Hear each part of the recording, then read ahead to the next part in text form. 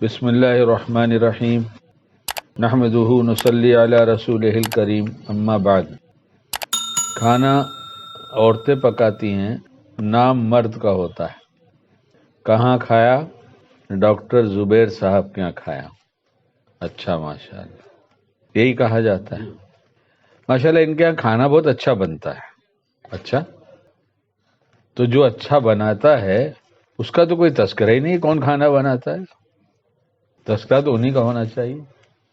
گھنٹوں کچن میں رہ کر عورتیں کھانا بناتی ہیں اور مرد منٹوں میں کھا کر اٹھ کے چلے جاتے ہیں اور تعریف بھی نہیں کرتے، حالانکہ ہر چیز اچھی تھی۔ جتنے قسم کے پاپڑ تھے وہ بھی اچھے تھے۔ پنیر میری بہت پسند کی چیز، پہلے وہ آئی تو میں بہت خوش ہو گیا۔ جواری کی روٹی آئی اور جی خوش ہو گیا۔ اب جب کھچڑی آئی تو میں تو کھچڑی کی فرمائش کیا تھا، اور مجھے گلے ہوئے چاول پسند ہے۔ کڑے چاول، سخت چاول میں نہیں کھاتا، نرم کھاتا ہوں۔ تو اس کو دیکھا تو اور جی خوش ہو گیا۔ پھر ساتھ میں دال کی طرف نظر بھی نہیں کیا تھا، جیسے دال دیکھا تو میں نے کہا دال بھی ضرور کھاؤں گا، اور سب کھایا۔ اور رات کے 12 بجے تو میں کبھی کھانا کھاتے ہی نہیں۔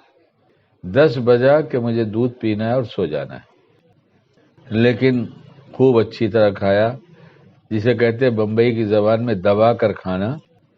وہ اس طرح سے کھایا اور ایک مسئلہ یاد کیا کہ کھانا زیادہ نہیں کھانا چاہیے، لیکن اگر میزبان خوش ہو جائے تو زیادہ کھانے میں کوئی حرج نہیں ہے۔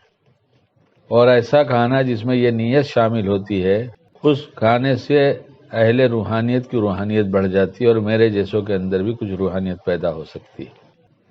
اس نیت سے کھایا، اللہ تمہیں بہت جزائے خیر دے۔ سارے گھر والوں نے مل کر بنایا، بہت جلدی بنایا اور ڈھیر سارا بنایا، اس لیے ڈھیر ساری دعاؤں میں دعا ایک دیتا ہوں، ڈھیر ساری نہیں، ایک ہی دعا دیتا ہوں خالی، کہ میں نے اب تک جتنی دعا مانگا یا آئندہ مانگوں سب اللہ آپ لوگ کے حق میں قبول فرما لے۔ اب اس کو ایک دعا کہیں گے یا بہت ساری کہیں گے تو آپ لوگ سمجھے، پڑھے لکھے ہیں۔ اللہ تعالیٰ سارے فتنوں سے محفوظ فرمائے۔ عورتیں کام تو کرتی ہیں، خدمت کرتی ہیں، عورتوں کا کام ہی خدمت کرنا ہے۔ اس میں یہ نیت کر لیا کریں کہ اللہ میں خدمت اس لیے کر رہی ہوں کہ آپ مجھے مل جائیے۔ کیا نیت کر لیں؟ وہ کام ہی خدمت کا دن بھر ان کا، لیکن ساتھ میں نیت کر لیں کہ خدمت سے خدا ملتا ہے، عبادت سے جنت۔ تو یہ تو بڑا سودا ہو رہا ہے عورتوں کا، کہ یہ نیت کر لیں کہ خدمت سے خدا ملے گا، اللہ آپ مجھے ملیں گے اس لیے میں کرتی ہوں خدمت، تو ثواب بھی مل جائے، اللہ بھی مل جائے، اور کھانے میں لذت بھی بڑھ جائے۔ تو یہ باتیں سب ایسی نہیں کہنی چاہیے، لیکن ایک کہتا ہوں، سننے سے شاید نفع ہو جائے۔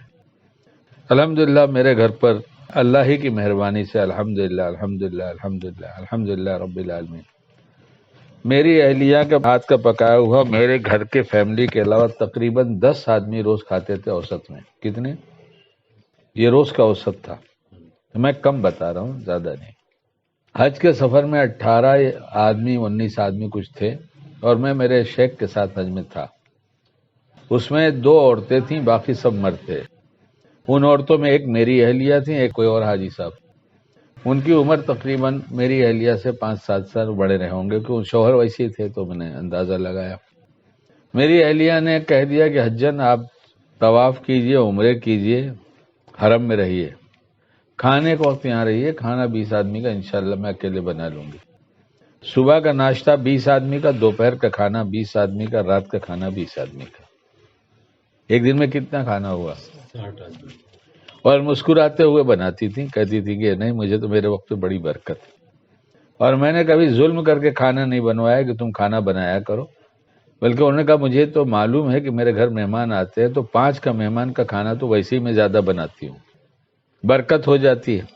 پھر کچھ دنوں کے بعد ان کو لگا کہ یہاں تو مہمان بہت آتے ہیں، تو 10-15 مہمانوں کا کھانا ہو جاتا تھا۔ ایک دن صبح ناشتے میں میرے پاس بہت سارے مہمان آ گئے، تو کھانا تھا کئی قسم کا تھا، صبح کے ناشتے میں جو ہوتا ہے۔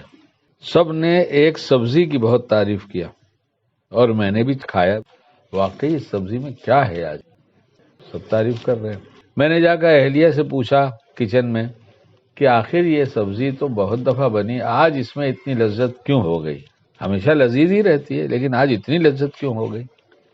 اہلیہ نے کہا کہ میں نے اس کو جب چولہے پہ چڑھانا چاہا تو اس سے پہلے نیت کر لیا کہ اس ڈش کے بنانے میں کوئی بات نہیں کروں گی سوائے درود پاک پڑھنے کے۔ میں نے بات نہیں کیا کچھ، پورے کھانا پکانے درود پاک ہی پڑھتی رہی۔ یہ اس کی برکت ہے، اس کی لذت ہے۔ اس لیے ایک نیت تو ایک کر لیا جائے، خدمت کریں اللہ کے لیے تاکہ مجھے اللہ مل جائے، اور جتنی ضروری باتیں ہیں وہ کی جائیں، باقی جتنا وقت درود پاک پڑھنے میں لگ سکتا ہو اتنا درود پاک پڑھتے رہنا چاہیے۔ یہ بڑی دولت ہے اللہ کی طرف سے، بہت مہربانی، اور کچھ نہ کچھ پڑھتے رہنا چاہیے۔ اگر صبح شام کی تسبیح میں تیسرا کلمہ درود پاک اور استغفار پڑھا جاتا ہے تو عورتیں پوچھتی رہتی ہیں کہ ہمارے پاس تو ایسا کام رہتا ہے کہ ہم تسبیح لے کے پڑھ نہیں پاتے، تو ہم نے کہا گھڑی دیکھ لیا کرو، کئی گھنٹے کام کرتی ہو، لیکن طے کر لو کہ 10 منٹ تیسرا کلمہ پڑھیں گے، 10 منٹ درود پاک پڑھیں گے، 10 منٹ استغفار کی تسبیح پڑھ لیں گے۔ تسبیح لینے کی ضرورت نہیں، اللہ کو معلوم ہے کس نے کتنا پڑھا۔ اور جمعہ کے دن تو خاص طور سے گھر والے ایک دوسرے کو یاد دلا دیں کہ شب جمعہ شروع ہو گئی ہے اور کم از کم 1000 درود تو جمعہ کے دن پڑھ لینا چاہیے۔ اللہ توفیق عطا فرما دے۔ ہمیں پتہ نہیں چلتا، یہ رحمتیں اترتی ہیں نا، یہ رحمتیں اترتی ہیں تو ہمیں دکھائی نہیں دیتی۔ آپس کی محبت اسی رحمت کا نتیجہ ہے، وہ جو رحمت اتر رہی ہے نا اسی رحمت کا نتیجہ ہے۔ گھر ہے، لوگ رہیں گے، کچھ نہ کچھ غلطیاں کمیاں سب کریں گے، ایسا نہیں، انسان ہے۔ ہم ایک دوسرے کی غلطیوں کو معاف کرنے والے بن جائیں، درگزر کرنے والے بن جائیں۔ کوئی غلطی ایسی ہو کہ نفس کہے بار بار ایسا کرتی ہیں یا بار بار ایسا کرتے ہیں، تو بیٹھ کر مشورہ کر لیا جائے کہ یہ بات میری سمجھ میں نہیں آتی، ہم بیٹھ کے مشورہ کر لیں کہ آپ جو ایسا کرتی ہیں یا آپ جو ایسا کرتے ہیں یہ غیر شرعی بات ہے، اس سے گھر میں توڑ پیدا ہوگا۔ ہم لوگ معاملہ صاف کر لیں، اگر میری غلطی ہے تو میں توبہ کر لوں، آپ کی غلطی ہے تو آپ توبہ کر لیں۔ جس گھر میں یہ دستور بن گیا اس میں بس پوچھو نہیں کتنی رحمت ہے تو کتنا پیار ہے۔ اس کا اثر صرف بڑوں پہ نہیں پڑتا، گھر کے چھوٹے چھوٹے بچوں پر پڑتا ہے۔ لڑکا وہ نقل اتارتا ہے جو ابا کو دیکھتا ہے، لڑکی وہ نقل اتارتی ہے جو اماں کو کرتے دیکھتی ہے۔ اگر ابا نے ماں کی غلطی یعنی اپنی بیوی کی غلطی کو نظر انداز کیا اور پیار بھرے انداز میں سمجھایا تو کچھ دن کے بعد بچہ سمجھے گا کہ بیوی سے ایسے بات کی جاتی ہے، اور بیوی نے شوہر کو پلٹ کے جواب نہیں دیا، اس نے بھی پیار سے بات کیا، غصہ پی گئی، تو یہ بچی جس کی تربیت ہوگی وہ اسی انداز میں رہے گی کہ امی ہمارے ابو سے ایسے بات کرتی تھیں یا شوہر سے ایسے بات کی جاتی۔ تو اس پیار کا نتیجہ یہ نکلے گا کہ بچی کا گھر بھی پیار بھرا ہوگا، اور اپنی بچی سے گھر کا سارا کام کاج کرایا جائے۔ محبت کی یہی بات ہے، تاکہ جتنا ہنر ماں کو ہے اتنا وہ سیکھ جائے، پھر اپنی عقل کے اعتبار سے اس سے اچھی آگے بڑھ جائے، اور اپنے بچوں کو باپ دوست بنا کر رکھے۔ کہیں جا رہا ہے، چلو بیٹا ساتھ میں جائیں گے۔ کوئی غلطی کیا، ایسا کرو ویسا کرو، بالکل نہیں بیٹا، دیکھو ایسا نہیں کرتے، شیطان نے بلا دیا تم کو، اس وقت ایسے کرتے۔ دوست جیسے رہیں گے تو بچہ دوسرا دوست نہیں تلاش کرے گا۔ باہر کی دوستی آج کے حالات میں تو پورے گھر نے پوری زندگی کو اجاڑ رہی ہے، اس لیے باہر کی دوستی اس وقت ختم ہوگی جب باپ جہاں تک ہو سکے اپنے بچے کو اپنے ساتھ رکھے، وہ پیار بھرا انداز ہو، پیار بھرا انداز۔ میرا پوتا ہے 4 ساڑھے 4 سال کا، مجھ سے کہے گا ارے یار دادا ابا، کیا بولتا ہے، آپ میرے لیے بھی تو جوتا لا دیجئے۔ اچھا بیٹا لا دیں گے۔ ابھی بات ہو رہی تھی، دادا ابا وہ میرے لیے بھی لائیے گا، جیکٹ میرے لیے بھی لائیے گا۔ اچھی بات ہے، تمہارے لیے بھی لے لیں گے۔ اس طرح سے بچے جب دوست کے انداز میں رہیں گے، جب سمجھیں گے ان کو محبت بڑھتی چلی جائے گی، نفرت نہیں، غصے سے نفرت بڑھے گی، دوری بڑھے گی، اور محبت کی باتوں سے قربت بڑھے گی، محبت بڑھے گی، پھر اور قریب آئیں گے۔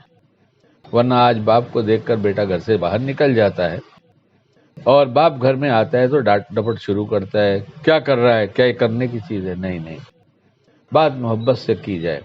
اللہ پاک اپنے بندوں سے بہت محبت کرتے ہیں، ہماری گندگی خرابی کو جانتے ہوئے بھی محبت کرتے ہیں، اسی محبت کا نتیجہ ہمیں کھلاتے ہیں، پلاتے ہیں، اور ہمارے لیے دنیا بنایا ہے۔